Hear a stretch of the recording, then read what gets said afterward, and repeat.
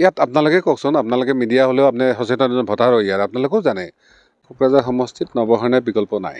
ইয়াত নৱসেনাৰ কাৰণে আজি যিটো বিজনীৰ কথাটো কৈছোঁ, চিৰাঙৰ কথাটো কৈছোঁ, যে বিজনী চিৰাঙৰ যেটা এটা সম্ভাৱনা এটা হৈছে, এইটো কেৱল নৱসেনাৰ কাৰণে হৈছে।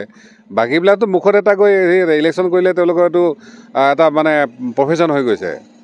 গতিকে সেইকাৰণে আপোনালোকেও জানে যে ইয়াত বেলেগ একো নহয়, হয়তো মিডিয়াৰ সন্মুখত বিৰোধ কৰিব, কিবা কৰিব, কিন্তু আল্টিমেটলি নৱসেনা তেওঁলোকে নিজৰ স্বাৰ্থৰ কাৰণে ভোট দিব, মই কিবা MP হোৱাৰ কাৰণে নহয়। কোকৰাঝাৰত যিহেতু BJP, GSP আৰু UPL মিত্ৰতা আছে, আপুনি সিহঁতৰ সহায় ল'ব নেকি?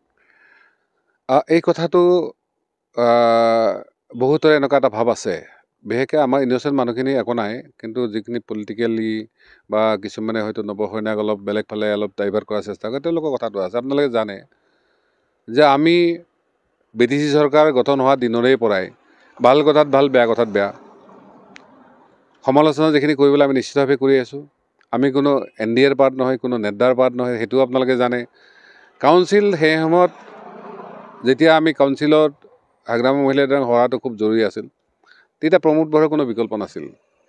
কিন্তু আপোনালোকে পৰিস্থিতি লাহে লাহে সলনি হৈ আহিছে, অহাবাৰ হয়তো প্ৰমোদ বড়োৰ কোনো চান্সেই নাই। গতিকে এইটো এলায়েন্স বুলি কোৱা নাযায়, এইটো এটা আণ্ডাৰষ্টেণ্ডিং আছিলে। আৰু আমাৰ ৰাইজে কৈছে যে জানুৱাৰী লাষ্টত আমাৰ এখন যিহেতু সাধাৰণ সভা হ'ব গোটেই নেশ্যনেল লেভেলত, আৰু অসমৰ আমি সেই সময়ত যিহেতু গোটেইখিনি আলোচনা বিলোচনা এটা চৰকাৰ ভঙাৰ এটা পৰিকল্পনা আছিল, গতিকে তাত এটা ফাইনেলি সিদ্ধান্ত হ'ব যে আপোনালোকে যিখিনি কথা কৈ আছে এইখিনিৰ গ্ৰহণযোগ্যতা কিমান আছে বা এইখিনিৰ গভীৰতা কিমান আছে। আৰু যদি দেখা হয় যে সঁচাকৈ এইটো ৰাইজে এলায়েন্স বুজিছে, তেতিয়া এই এলায়েন্সৰ নাথাকিব পাৰে।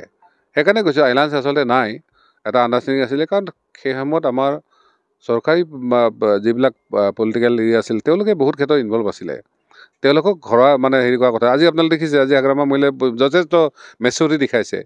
এই মেচিউৰিটি যিখিনি সেই সময়ত যদি তেওঁ দেখালেহেঁতেন, হয়তো তেওঁ চিফ হৈয়ে থাকিব পাৰিলেহেঁতেন। আমি এটা শিক্ষা দিব বিচাৰিছিলোঁ, আৰু আজি দেখিছে আমাৰ সন্মুখততো আপুনি প্ৰতিদ্বন্দ্বী দেখা নাই এতিয়া। কোকৰাঝাৰ সমষ্টিৰ নৱসেনাক MPত টক্কৰ দিব পৰা পৰিস্থিতি এতিয়া কোনো পাৰ্টীৰে নাই, এইটো আপোনালোকে নিশ্চিতভাৱে জানে, আৰু ৰাইজে এই কথাখিনি প্ৰমাণ কৰি পেলাইছে।